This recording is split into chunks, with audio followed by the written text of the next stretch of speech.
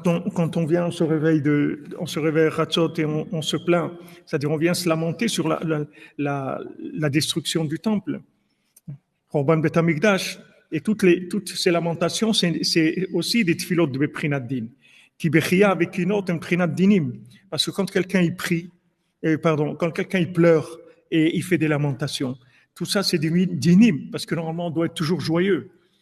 On doit être toujours joyeux. Maintenant, le roi, il a décidé de faire ça. Il a décidé de faire ça, mais nous, on doit toujours être joyeux. On ne peut pas vous rentrer au palais royal, vous n'allez pas commencer à faire la tête. Si vous faites la tête au palais royal, vous allez avoir des problèmes. Donc, on rentre au palais royal. Il faut être toujours joyeux, souriant, agréable, etc. Donc, quand on se lève la nuit et qu'on fait le Tikkun Chatzot et qu'on fait qu'on dit ces lamentations qui ont été écrites par des tzadikim, et qui sont des tfilah beprinat din, qui sont aussi des prières de rigueur. Alken to'anim sham arbe im Hashem itbarach. Et on a beaucoup d'exigences là-bas avec Hashem. On dit, ouais, c'est quoi, tu nous as abandonnés. Nous, on croyait que ça allait durer qu'un peu. Le premier temple, tu l'as reconstruit au bout de 70 ans, tu as reconstruit le deuxième. Et regarde maintenant combien de milliers d'années qu'on est en train d'attendre. Et l'exil, il est tellement dur. Et regarde comment on s'est perdu. Regarde. On vient avec beaucoup de revendications devant Hachem. Et on commence à avoir des exigences, à lui parler. Comme c'est écrit, Lama tata'enu Hachem bidrachecha. Pourquoi Hachem, tu nous fais nous perdre ton chemin? Ok, on a le libre arbitre, mais on libre arbitre. Mais maintenant, avec tous les chemins de mensonges qui existent, le libre arbitre, il est vraiment, il est faible, quoi. C'est-à-dire, si on regarde dans le monde, combien de propositions de mensonges qu'il y a, combien de diffusions de mensonges, combien de chaînes de mensonges il y a dans le monde, et combien de chaînes de diffusion de vérité, on fait pas le poids. Donc, lama, on demande à Hachem, lama tata'enu Hachem idrachecha, pourquoi tu nous fais nous tromper de tes chemins? Takshiach libenu miratecha, pourquoi tu durcis notre cœur de ta crainte? Aïe kina'atra gvorantecha, où est ton amour, ta jalousie, ta force? Hamon me'echa verachmecha elai itapaku. Maintenant, ta miséricorde et l'amour, l'émotion de tes entrailles et ta miséricorde, elles se retiennent vers moi. Pourquoi tu retiens ta miséricorde vers moi? Tu vois que je suis en train de me tromper. Tu vois que je suis en train de prendre une voie sans issue, une voie qui mène à des choses terribles. Mais pourquoi tu me laisses me tromper? Pourquoi tu fais pas en sorte pourquoi tu me laisses comme ça? On vient avec on vient avec des revendications devant Hachem. On demande, pourquoi tu nous laisses nous tromper?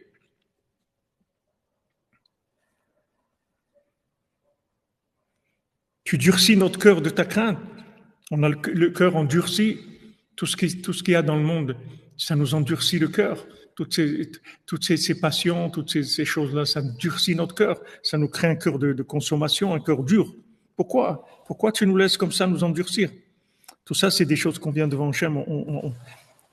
Et on prie. Après, quand on finit tout ça, toutes ces demandes-là, on dit à la fin, Vayavo Melech HaKavod. Après, on dit voilà que le roi de l'honneur, le roi honorable d'honneur, il arrive.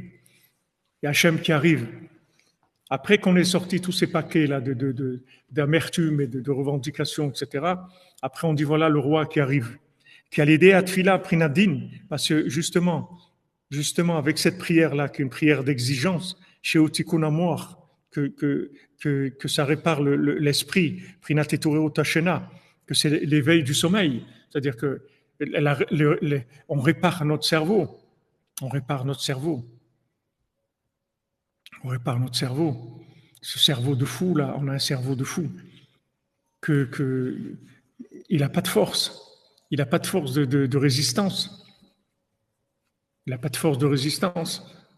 Au cœur, le cœur, il a été durci, il a été pourri par tellement de choses. Mais maintenant, le cerveau, s'il a de la force, il retient le cœur. Il dit, attends, mais où tu vas? Hachem, il veut pas ça. Qu'est-ce que tu fais là? Allez, reste tranquille. Mais il y a le moach qu'on a, le cerveau qu'on a, il est dans un état catastrophique. Et il n'a pas de force. Alors le cœur, il est pourri par tout ce qu'il y a dans ce monde. Et le cerveau, il peut pas tenir le volant. Il n'a pas la force de tourner le volant. On a besoin de réparer le cerveau. Comment on répare le cerveau? Par le fait que maintenant on se lève à Khatsot, on sort du sommeil. Quand on sort du sommeil mental, c'est-à-dire notre cerveau, on le booste, on lui donne de la force. Chaque Khatsot, on donne de la force à notre cerveau. Il y a le mendiant aveugle qui est là, qui nous donne de la force chaque fois qu'on se lève à Khatsot. Et comment on se lève à Khatsot? Parce que le mendiant aveugle, parce que le tzaddik, il fait une prière de feu. Et ce feu-là, il vient nous donner l'envie et la force de nous réveiller à Khatsot. Et chaque fois qu'on se réveille à Khatsot, on acquiert une dose de mémoire, une dose de force mentale, d'énergie mentale. C'est ça qu'on a besoin. On a besoin de l'énergie mentale. Notre cerveau, c'est de la bouillabaisse. Il ne tient pas. Il n'a pas de force. Il n'a pas de force de résistance. Il n'est pas capable de dire non. Il n'est pas capable de prendre des décisions par rapport, même quand il connaît la volonté d'Hachem, il n'arrive pas à prendre les décisions et à donner les énergies qu'il faut au pied pour se mettre en route vers la vérité. Alors il dit, la réparation du cerveau par l'éveil du sommeil.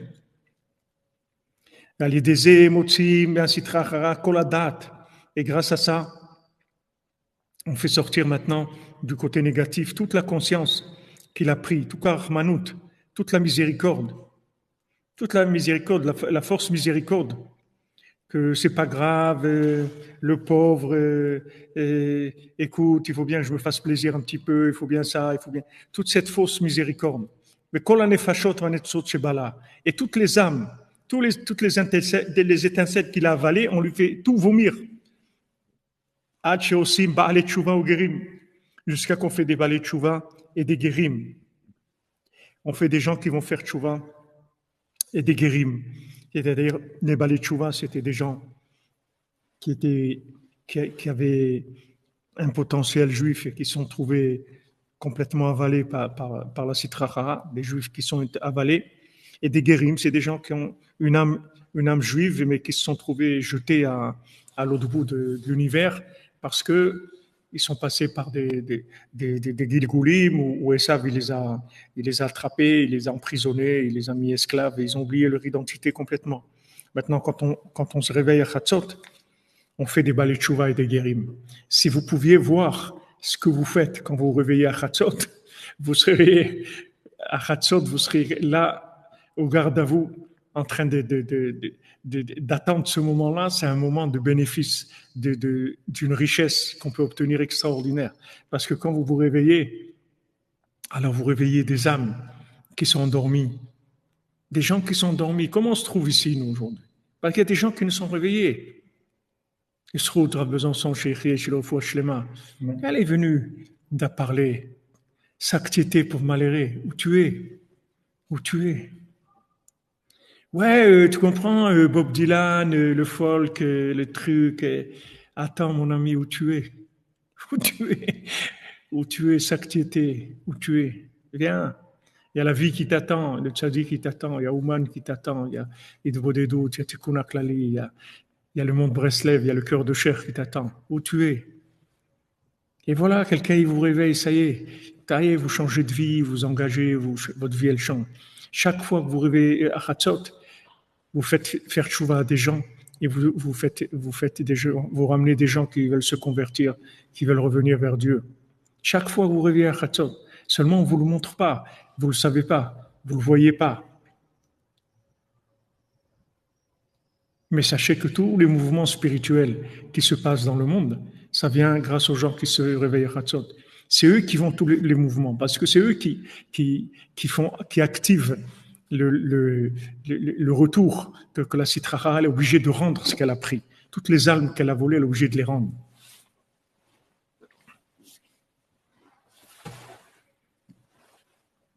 Tranquillement chez vous, vous voyez, vous êtes tranquille dans votre salle à manger, dans votre cuisine, là où vous êtes, sur votre balcon, si vous avez et vous faites votre petite bodedut à Hatzot, ou petite tikkun Hatzot, votre petite cuisine spirituelle, ce que vous aimez faire, une petite bougie, et vous êtes là, vous êtes en train de faire vous déclenchez des vomissements dans Amalek. Il fait sortir des âmes. Il est obligé de vomir des âmes. Il fait sortir des âmes. Allez, sortez, vite, vite, sortez.